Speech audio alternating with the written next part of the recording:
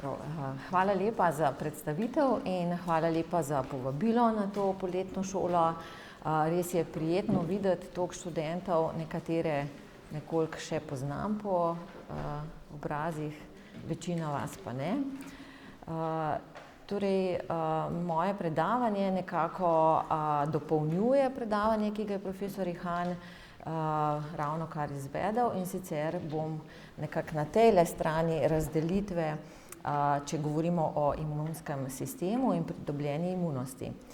Torej, pasivna imunost, govorila bom o protitelesni pasivni imunosti, je definirana kot nekaj, kjer oseba, ki je okužena z nekim antigenom, prejme protitelesa, ki so pa nastala nekje drugje, v nekem drugem posamezniku, lahko pa tudi v neki živali. No, in nekaj o tem, zgodovino bom malo omenila in pa potem na enem konkretnem primeru, ki nas je pretresal pred 2 leti, tudi nekoliko več tehnoloških pristopov, kako se taka moderna pasivna vakcina lahko pripravi. No, narava sama je našla idealno rešitev za primere, kjer ni mogoče aplicirati aktivne vakcinacije, pa vendar so potrebna protitelesa za to, da bi zaščitili nekega posameznika pred okužbo in pred boleznijo.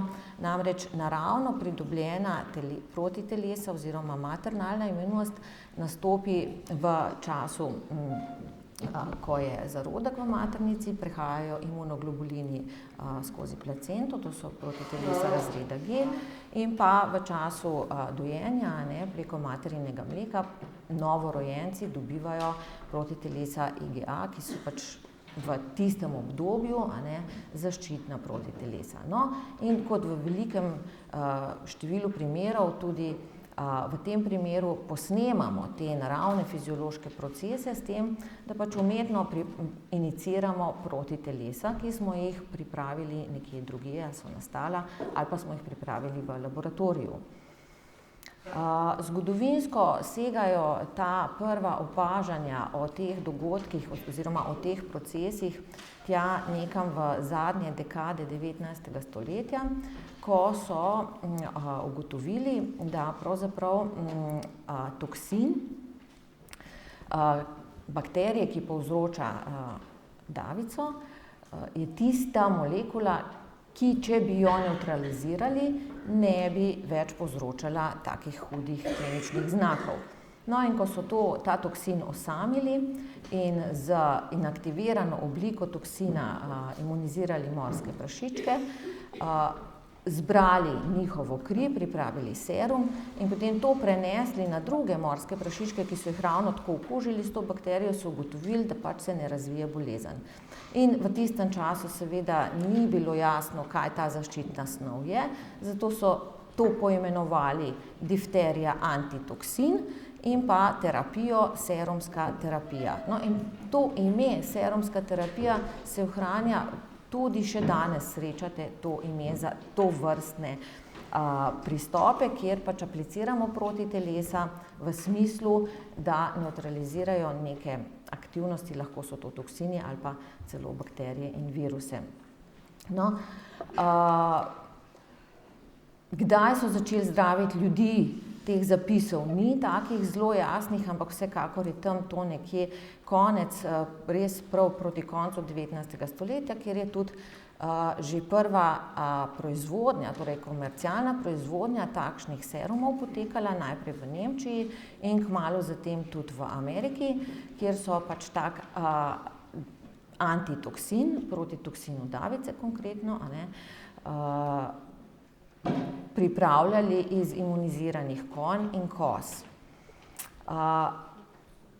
Že takrat so ugotovili, ker je seveda zdravljenje se potem razširilo in je imelo izjemno velike učinke, pač se davica lahko pozdravlja v tistem času, so to razglasili kot najpomembnejši dosežek 19. stoletja na področju zdravljenja akutnih infektivnih bolezni.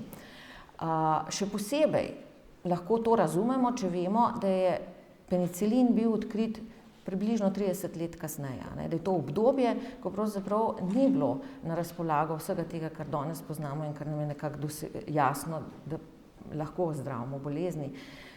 In pa morda še eno dejstvo, a ne, takrat ni bilo čisto nič jasno, kaj to je. Torej, niso vedeli, da so to protitelesa, čeprav so te raziskave bile povezane in so bile osnova tudi Paulu Ehrlichu, ki je kmalu zatem oziroma v nekem tem obdobju dokazal obstoj protiteles, ne. Ni pa bilo nobenega znanja o tem, kako protitelesa nastajajo, kaj pravzaprav to so, kakšne vrste molekul in tako naprej. To vse je prišlo nekako tam šele po drugi svetovni vojni, a ne. No in tako da še danes pravzaprav najdemo zapise v današnjih člankih, preglednih recimo, da je ta antitoksin in serumska terapija pravzaprav prvi uspeh moderne terapevtske imunologije. No in zdaj, če se vrnem nekako, da naredimo eno povezavo s tem, kar je profesor Ihan govoril, torej tale graf je zelo podoben kot tisti prej, ki ga je pokazal, ki velja za aktivno imunost, ne. No, medtem ko pa pasivna imunost pa časovno in koncentracijsko, če gledamo zdaj koncentracijo protiteles, a ne, izgleda povsem drugače. Visoke koncentracije v trenutku, ko se ta pasivna vakcina aplicira. In pa potem nekako upad koncentracije protiteles s časom. Bom ob koncu povedala, od česa seveda ta čas odvisen. Vsekakor tukajle je čas, ko pač je ta latentna faza, kot se telo opravlja vse tiste procese, ki jih je profesor Ihan zdajle govoril, ne. Po prvem srečanju z antigenom pravzaprav tukaj smo izpostavljeni, a ne. No, ampak ker je tukaj takoj dobimo neko dozo protiteles, ki opravijo svojo funkcijo, potem pa to zginejo. Seveda zginejo zato, ker zadaj ni spominskih limfocitov, pa sploh nobenih aktiviranih limfocitov, ker dobimo čisto samo proteinsko molekulo, a ne. Temu nekako danes zasledimo tudi, da je to instant imunost, a ne, ker na hitro nekaj pridobimo. Ne traja pa dolgo. Pa vendar, take situacije so, ne, so lahko kar pogoste in v nekaterih primerih so morda celo lahko usodne in takrat je pomoč na tak način lahko kar pomembna. No, kot sem že omenila, pri novorojencih imamo tak primer, a ne, ki so od začetka povsem nemočni imunsko in niso zaščiteni, a ne. Potem imamo primere, kjer se srečajo posamezniki z strupi, toksini in z nekaterimi okužbami. Pri nekaterih okužbah, kjer so običajno ravno strupi in toksini tisti, ki so tista molekula, ki povzroča težave. No, in potem imamo primere, ko pa nimamo cepiv, ko pride do nekih okužb z nekimi mikroorganizmi, patogenimi, za katere cepiv še ni razvitih. In tak primer je bil recimo tale primer epidemije z ebolo, ki jo bom kasneje opisala. No in pa potem tudi poznamo zdravljenje oziroma aplikacijo protiteles v smislu pasivne imunosti v primerih, ko imamo na primer imunokompromitirane bolnike, ki sami niso zmožni pripraviti protiteles, sintetizirati, ali pa recimo pri ljudeh, ki niso bili cepljeni zaradi takega ali drugačnega razloga, ne. Torej danes je veliko pasivnih vakcin na razpolago, ki delujejo proti različnim živalskim strupom, ne. Kačji strupi so tisti najbolj tradicionalni, a ne, nabiralci kač imajo take doze, ki si jih lahko sami aplicirajo takoj ob takem piku. No in tudi mnoge druge živalske vrste, ki proizvajajo takšne toksine, da jih lahko z nevtralizacijo pač tak pik, posledice takega pika že rešimo, ne. No, zadaj za tem se razvija kar precejšnja industrija, in sicer ne samo na segmentu pridobivanja takih protiteles in serumov, ampak tudi na segmentu čiščenja priprave antigenov, torej strupov teh živali, ne. Oboje lahko pravzaprav danes z modernimi biotehnološkimi postopki postavimo čist brez živali, praktično lahko vse to delamo. Tako brez živali, ki bi proizvajale strup, kot tudi brez živali, ki bi proizvajale protitelesa, ne. ampak o tem nekoliko več kasneje. No, tudi pri okužbah in boleznih pri človeku poznamo kar nekaj takšnih primerov, kjer je na razpolago taka pasivna vakcina kot pomoč.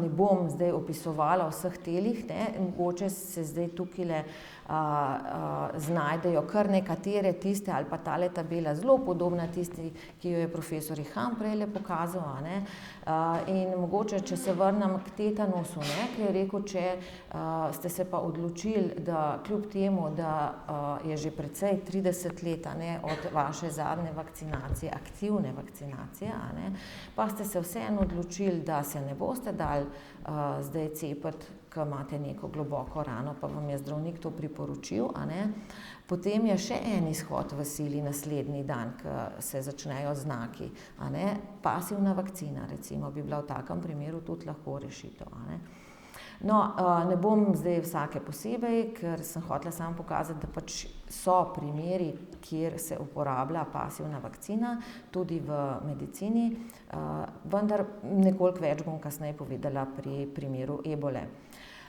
Bi vas pa rada na tej tabeli opozorila, da so tukajle raznoliki pripravki. Od konjskih serumov, tle imamo celo nedefiniran, različni živalski serumi, potem niso samo serumi, ampak so specifični imunoglobulini lahko, potem imamo tudi imunoglobulinske segmente lahko samo, no in tukaj imamo zdaj tisti primer, ki bi ga rada potem na koncu malo bolj obdelala, pa monoklonska protitelesa oziroma rekombinantna protitelesa.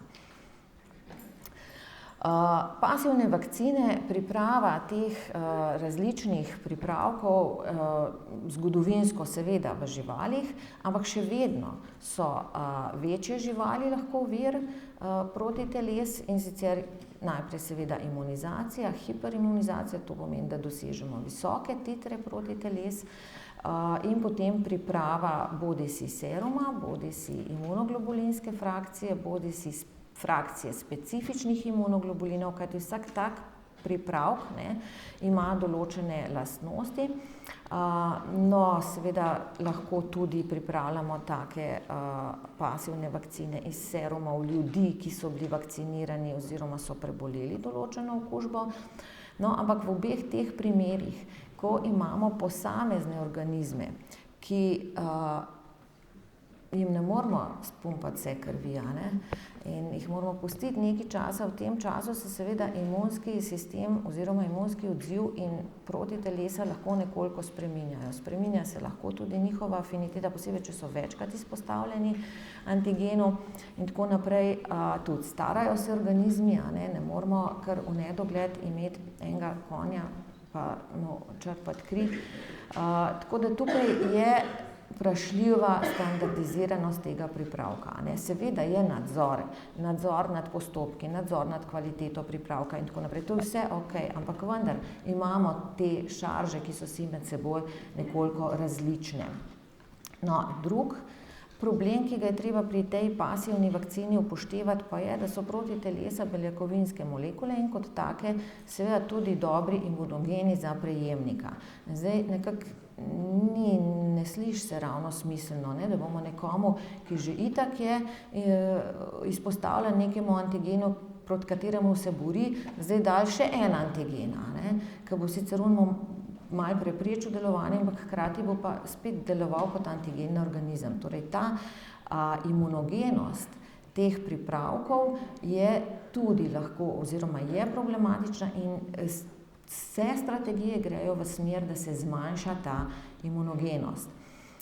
No, in od teh pripravkov, ki sem jih do zdaj naštela, so seveda humani pripravki manj imunogeni za ljudi, kot so živalski pripravki, in pa seveda čim manj različnih protiteles je v pripravku, manjša je imunogenost, zato so pač seveda frakcija specifičnih protiteles manj imunogena, kot recimo, če bi dali cel imunski serum, No, rešitev vsaj te imunogenosti oziroma najprej standardiziranosti, v nadaljevanju pa tudi imunogenosti, je priprava protiteles z različnimi, bom zdaj rekla, biotehnološkimi postopki. Prvi je tale, pridobitev monoklonskih protiteles, tega ne bom opisovala, verjamem, da tole vsi nekako obvladate in razumete, vsaj v osnovi. S tem seveda bistveno standardiziramo postopek, saj si pripravimo stalen vir enakih protiteles, ki jih lahko v postopku samem že kar precej dobro usmerimo in definiramo in točno vemo, kaj imamo v rokah, Mogoče za tiste, ki ste nekako samo tole tehniko osvojili načeloma, bi poudarila, da imamo danes na razpolago tehnike, ki omogočajo pravzaprav pripraviti monoklonska, ampak ne takale, takole, na ta način, ampak vendarle monoklonska protitelesa praktično iz vsake živalske vrste in človeška tudi, kot bomo videli danes na zadnjih slikah. No, ampak tale klasična metoda se pa razvila za več živalskih vrst in predvsem bi rada, da iz tele kolone ohranite v spominu lamo, ker jo bom še enkrat omenila pol. No, skratka, tukaj imamo metode, s katerimi lahko obidemo to raznolikost pripravkov v nekem daljšem časovnem obdobju, Še vedno pa ostane vprašanje imunogenosti, še posebej, če rečemo, da smo imunizirali miško, potem bojo monoklonska protitelesa so pač mišja, ali pa tukaj bi bila katerakoli od teh. Tako da obstane vprašanje imunogenosti in včasih tudi velikosti. No, to imunogenost lahko seveda tudi zmanjšamo s tem, da naredimo himerna protitelesa, karikirano takole, da smo malo protitelesa, malo mišjega pa malo humanega izvora. Himere so v principu vedno, mešanca nečesa pa še nečesa, No, tukaj gre za to, da zamenjujemo vse tiste dele, ki niso direktno v povezavi oziroma v stiku z antigenom, Tele rdeči segmenti na variabilnem delu protiteles so tisti, ki se vežejo na antigen in v takem primeru, ko smo izdelali eno dobro protitelo, nas zanima vezava na antigen. To je prva stvar, seveda v nadaljevanju še kaj drugega. No, in če vse tole ostalo odstranimo in nadomestimo s človeškim proteinom, potem imamo himero, himerni protein, no in še v nadaljevanju lahko še tele vmesne, tukajle plave dele tudi odstranimo, mišje pa jih nadomestimo z humanimi. Takim pa rečemo, da so humanizirana protitelesa. No, tukaj je približno 10% še mišjih, 10% mišjega dela, ostalo so pa človeški, No, mogoče tale slika nekoliko bolj povedna. Tukaj seveda manj kot je mišjega dela, manjša je imunogenost in večja je možnost daljše uporabe tega, Torej, tukaj ta slika mogoče se nekoliko bolj nanaša na pripravo zdravil, bioloških zdravil, kjer govori o kronični terapiji. Tukaj pri pasivni vakcinaciji v bistvu običajno ne gre za kronične aplikacije oziroma dolgotrajne aplikacije, ampak gre bolj za res enkratno, mogoče nekoliko časovno podaljšano aplikacijo, ne pa za večkratno uporabo. No, včasih pa pridemo do situacij, ko je morda potrebno tudi zmanjšati molekulo, o tem ne bom prav zelo veliko govorila, ampak imamo možnost pravzaprav narediti ravno karkoli. Tukaj sem še omenila pač nekaj tehnik, mogoče tole, kako naredimo humana protitelesa. Eno možnost bom danes vam povedala na koncu, ampak ni edina. Večina danes humanih protiteles se naredi s transgenimi miškami. No, na pohodu pa je pravzaprav tale zadnji ribosomalni prikaz, No, zdaj, če se premaknem na tisto, kar sem v naslovu tudi obljubila in da pogledamo na osnovi tega, kar sem zdajle povedala, kakšne možnosti imamo, kaj od tega pravzaprav so izrabili in naredili v primeru zadnje epidemije z virusom ebole. Najbrž se vsi spomnite še takih res bombastičnih slik a ne, kaj vsi v skafandrih, tudi naši sodelavci, a ne, Tatjana, so prikazali, kako smo pa pri nas pripravljeni. Mislim, da tudi z enimi takimi oblekami so se dali posneti takrat, da se ne bati, če ta ebola pride v Slovenijo. Torej, žal se je svet zganil šele, ko je virus prestopil meje tistih revnih afriških držav in ko se je bolezen začela prenašati, tudi še posebej v Ameriko, a ne, se je začela panika in takrat seveda tudi poročila o tem, kako bi lahko stvar rešili. No, samo nekaj besed, ker tukaj imamo strokovnjake, ki se bolj spoznajo na tale virus, pa da ne bom predolga o tem. Izmed več podtipov virusa so 4 takšni, ki okužujejo človeka in eden od teh z izjemno visoko smrtnostjo. Rezervoar so pač netopirji, ki prenašajo virus na večje sesalce, ti pa običajno na človeka. Skrb vzbujajoče je, da pravzaprav še ni povsem jasno, ali pač, mogoče me bo profesor Avšičeva potem popravila v diskusiji, ali lahko prenašajo virus tudi klopi in komarji. No, vsekakor okužba med ljudmi se prenaša s tesnim stikom preko telesnih tekočin.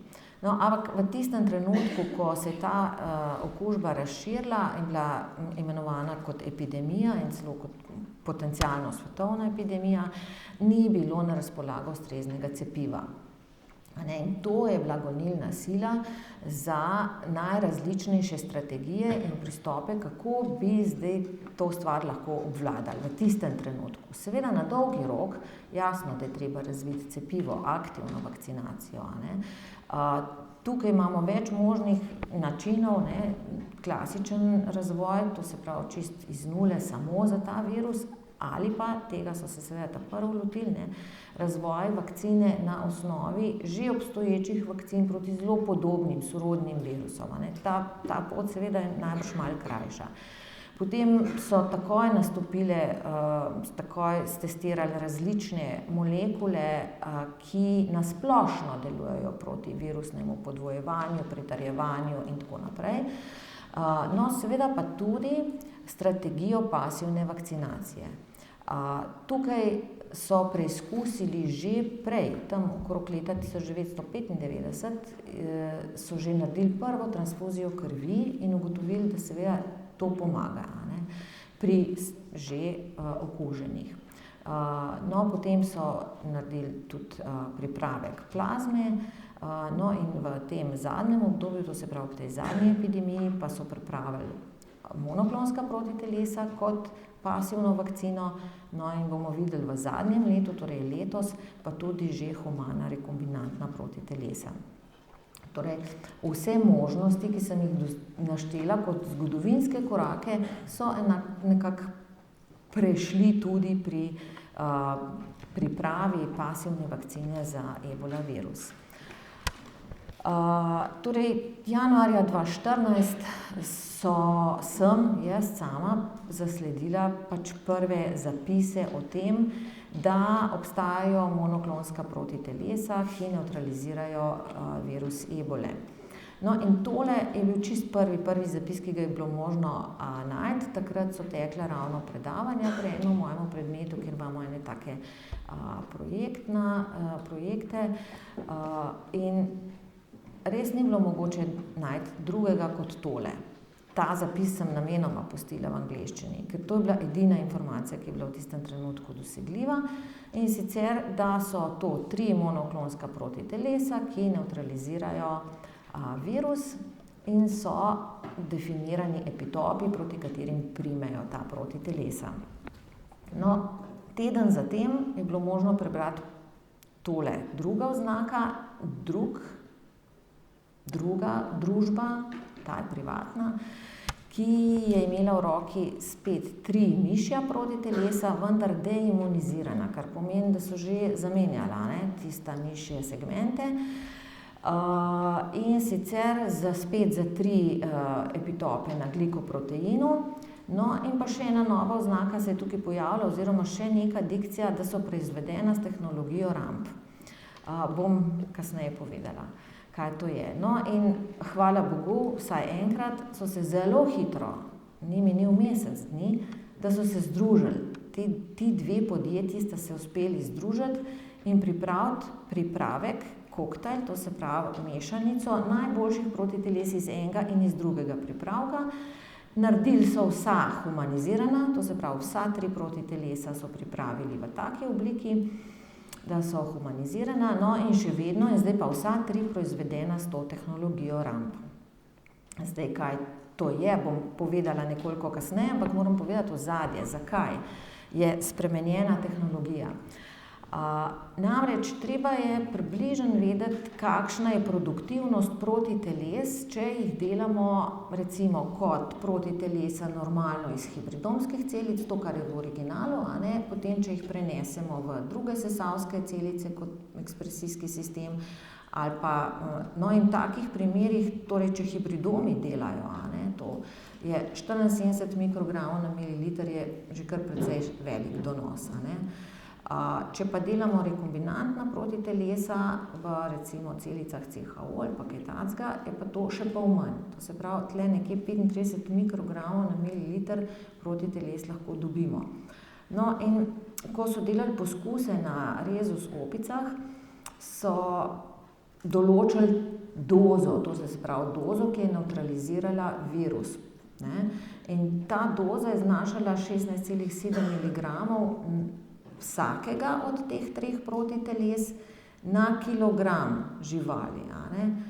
Čeprav bomo kasneje videli, da pravzaprav teža ni odločilni faktor. No, in zdaj, če to preračunamo, koliko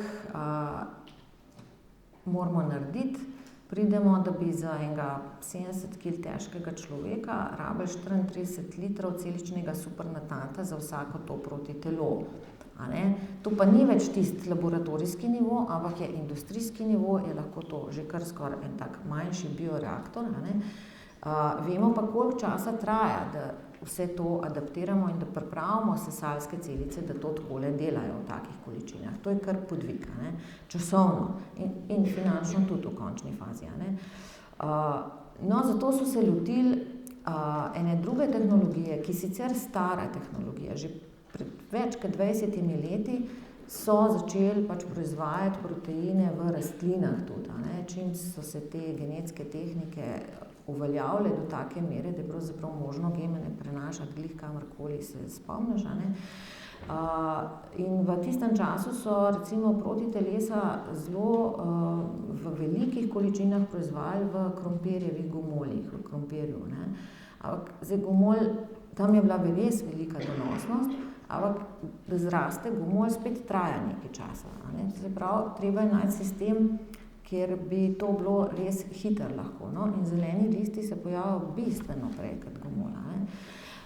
No, in tako so prišli do tehnologije, ki je sicer uveljavljena tehnologija in kakor vem, je to tudi nekaj, kar je predmet današnje popoldanske, kako se reče, te delavnice, eksperimentalnega dela, torej sinteza proteinov rekombinantnih v rastlinah, in v tem primeru so tudi izbrali tobak, to, kar boste imeli vi, meni se zdi danes. Vendar kratica RAMP konkretno pomeni, da gre za protitelesa. No, in tukaj gre za to, da se bistveno prej da proizvesti podobne ali pa celo večje količine protiteles. Seveda ne na polju, ampak v nekih takih pollaboratorijskih pogojih. Jaz sem tukaj pripravila en filmček, ki zelo lepo kaže enostavnost tega postopka, ampak je to neka lažna enostavnost. To, kar ta film kaže, pa ga danes najbrž ne bomo zavrteli, nekaj zaradi časovne stiske, nekaj pa zaradi tega, ker zvok ne dela, pa slikco gledati nima takega velikega pomena. Torej, to, kar sem hotela zdajle povedati, lažna enostavnost v smislu, da bi vas rada opozorila, da pravzaprav ta molekula protiteles je nekoliko bolj kompleksna kot recimo ena taka proteinska molekula, ki jo kodira en gen. Pri protitelesih moramo biti pozorni, da ohranimo vezišče pa sestavljata dva različna proteina, ki je torej treba tam v času, ko konstruiramo vektor, ko ustavljamo gene, zelo dobro in zelo usmerjeno take vektorje pripraviti, da bosta oba proteina prisotna in da bosta oba prav orientirana, da bosta na koncu sestavljala vezišče, ki bo ohranilo torej to sposobnost vezanja na antigen. No, prej sem vam rekla, da ohranite v spominu kamelo oziroma lamo. Izkaže se, da obstajajo v naravi tudi protitelesa, ki imajo pa samo eno verigo, in sicer težko verigo, kar ima prednost ravno v tem postopku. Namreč, če bi lahko naredili konstrukt samo z enim genom, je to bistveno lažje, ne?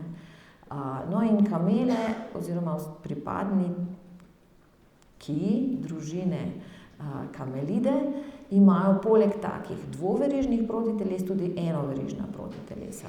No, in ta imunizacija teh živali se uveljavlja ravno v primerih, ko je potem nadaljevanje tega postopka prenos genov za ene takele recimo postopke pridobivanja, zdaj protiteles seveda govorimo, ne. No, ampak več o tem, kakor boste danes izvedeli na delavnici. Če se zdaj vrnem na ta primer ebole, kako je stvar šla izjemno hitro, torej od decembra 2013, ko je bil izbruh nekako zabeležen, januarja 2014 je bil ZMapp, ta končna mešanica najboljših protiteles, identificirano kot potencialno zdravilo, ampak samo kot potencialno. No, in avgusta 2014 sta prva dva prostovoljca prejela ta poskusni serum oziroma transfuzijo. Seveda takrat v javnost niso razlagali javnosti natančno, kaj to je. Izkazalo se je, da je bilo v teh dveh primerih učinkovito, žal v nekaterih drugih ni bilo učinkovito, v tistem so nekoliko manj poročali ali pa sploh ne. To danes najdemo zapise, da je pravzaprav zdravilo bilo aplicirano še vsaj 2 posameznikoma, pa ni bilo tako, žal se ni šlo s takim uspehom kot tukaj. No, in 20 dni kasneje sta ta 2 posameznika zapustila bolnišnico kot prosta virusa. In to je seveda odmevalo v svetu. In potem sta septembra nekje vsaj ta gospod dal intervju, pa me zanima zdaj, kaj si vi mislite, kako hitro taka vakcina deluje? Koliko časa je trajalo, da se je pokazalo, a deluje ali ne? Pa ne zdaj tega profesora. Tako isto karakter cepljenja, če taka cepljenja še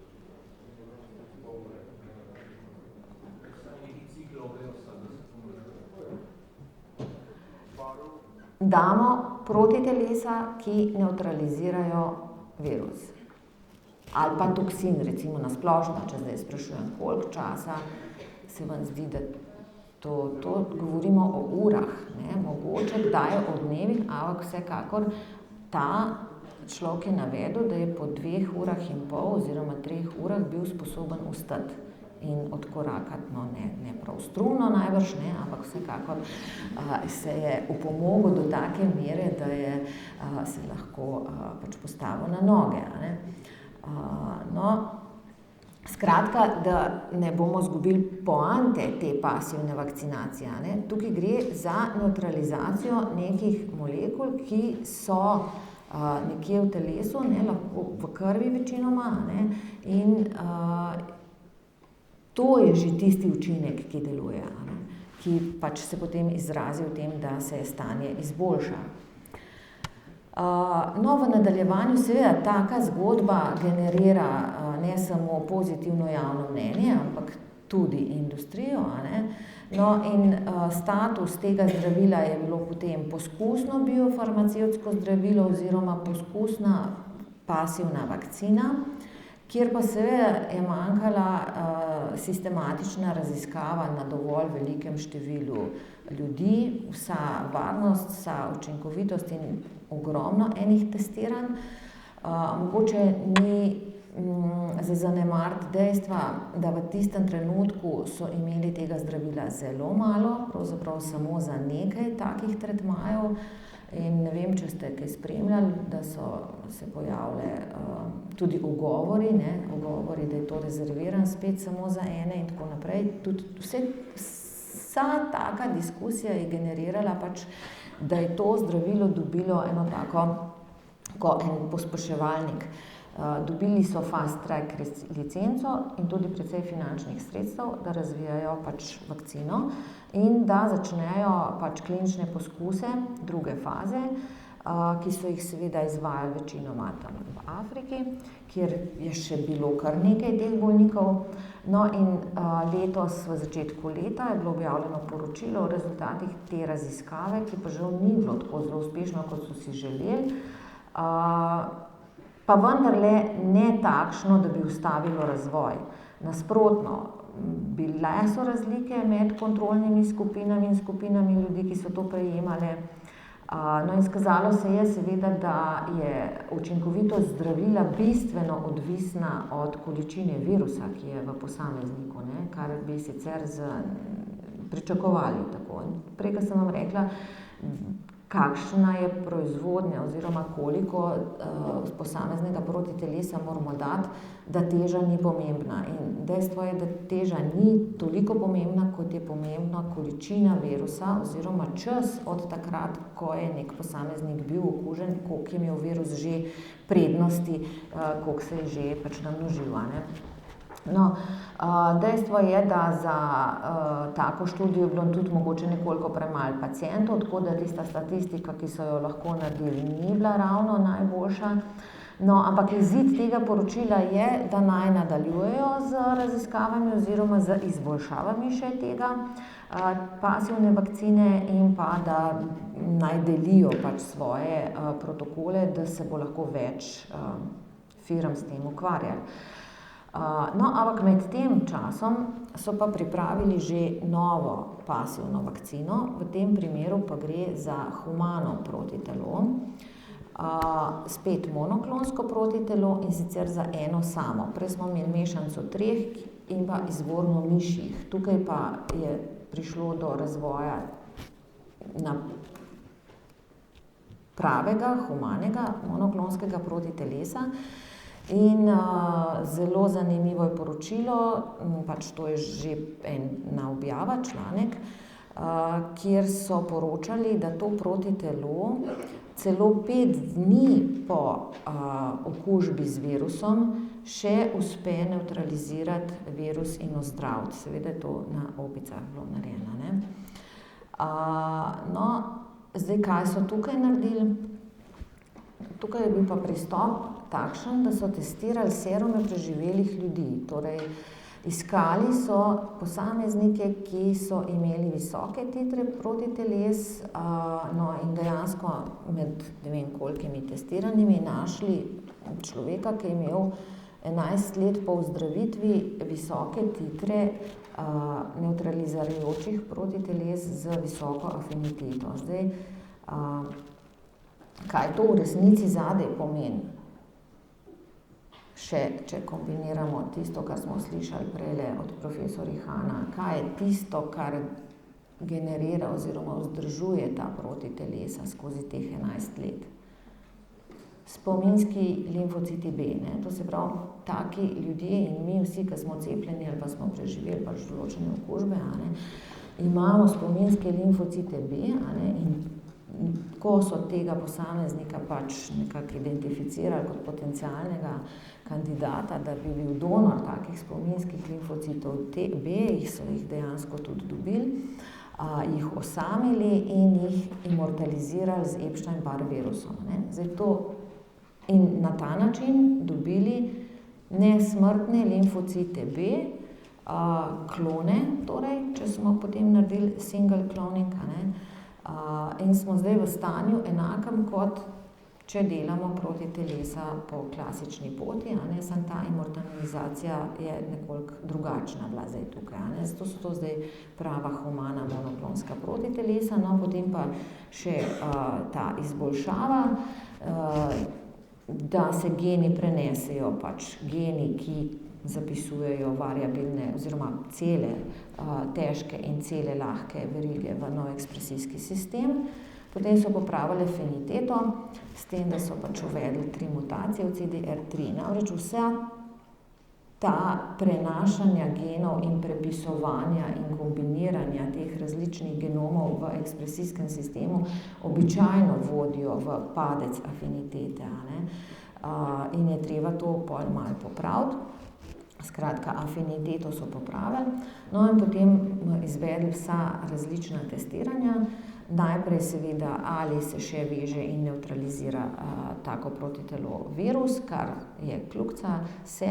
V nadaljevanju pa so še ugotovili, da to protitelo deluje tudi kot aktivira od protiteles odvisno celično citotoksičnost. Kar je pa bistvena prednost. Zakaj? Zato, ker to pomeni, da ne samo, da nevtralizira virus, ki je nekje v obtoku, ampak tudi povzroča citotoksičnost oziroma propad celic, ki so nosilke virusa. To se pravi, tam, kjer je virus že noter in je že skrit, to se pravi, eliminira praktično ta depo virusa, ki je v celicah. No, in tako pasivno vakcino si v resnici pač želimo, a ne, ker gre za pomoč pravzaprav in za delovanje v času, ko je okužba že v teku in si želimo protitelesa, ki bodo učinkovita čim bolj in na več pač različnih načinov.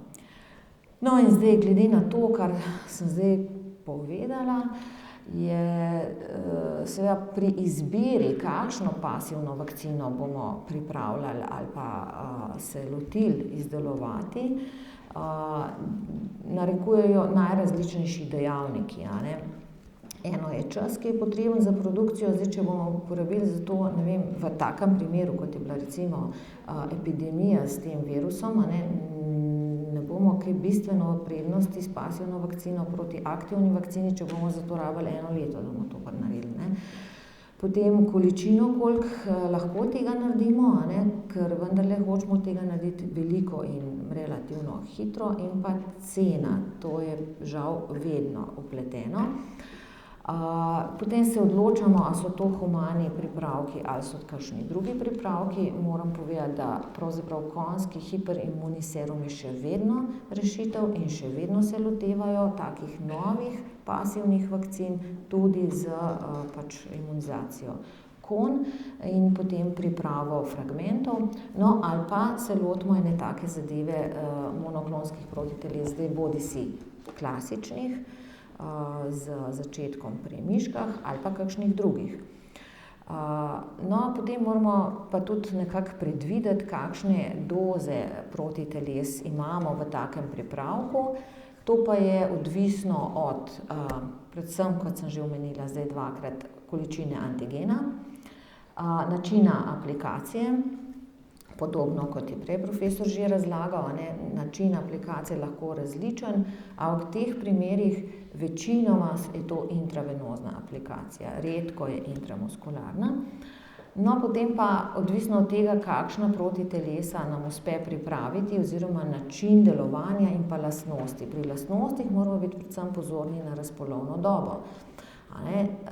Razpolovna doba protiteles razreda G je tam za IgG1 in IgG2 tam nekje 20 do 25 dni. To se pravi, toliko časa lahko računamo, da bo vsaj nekaj protiteles, ne, v kroženju, medtem ko so monoklonska protitelesa drugačna, imajo precej nižjo razpolovno dobo, lahko tudi samo 1 dan, To se pravi, tukaj moramo pol biti pozorni, kolikrat oziroma kako dolgo bo tekla ta aplikacija. No, potem, če pogledamo še te fragmente, recimo fragmenti tudi imajo FAB2 ima daljšo razpolovno dobo kot FAB1, kot FAB, ampak oba dva pa manj kot cela protitelesa v principu. No in način delovanja, seveda, kot sem omenila, lahko gre samo za nevtralizacijo, lahko gre pa seveda, kar je še bolje, tudi za aktivacijo komplementa in pa za aktivacijo od protiteles odvisne celične citotoksičnosti. To pa najbolj učinkovito pravzaprav, ker na več nivojih nekako deluje na antigen. Sporočilo, ki sem ga vam želela predati v današnjem predavanju, je, da ne glede na to, da je aktivna vakcinacija v izraziti prednosti, zgodovinsko gledano, s tem smo izkoreninili mnoge bolezni, tudi v medicinski praksi mnogo izkušenj vemo, da to res deluje in se tega poslužujemo, da ne govorim o prednosti, ki je v farmacevtski industriji, proizvodnja vakcin je ogromen segment v tej industriji. Kljub vsemu temu, mislim, da je potrebno razvijati tudi pasivne vakcine, zato ker so primeri epidemij s patogenimi mikroorganizmi, ki jih ne poznamo, za katere nimamo pripravljenih vakcin, vedno bolj pogosti. S tem se srečujemo, mogoče smo se včasih srečali vsakih 10 let, meni se zdi, da se zdaj s tem srečamo vsake 2 leti. Je nekaj novega, In zato so potrebna ta znanja, so potrebne te tehnologije, so potrebna protitelesa predpripravljena, da v takih primerih lahko rešujemo situacije, da ne rečem življenja. Za ta 2 človeka, kjer je to bilo ugodna rešitev, zagotovo je bilo rešeno življenje. Tukajle sem vam hotela pokazati film, poglejte si ga sami, ko boste lahko prišli do zvoka nekje v kakšni predavalnici. Sicer pa se vam zahvaljujem za pozornost in vam želim še uspešen kongres naprej in še drugo leto tudi. Hvala lepa.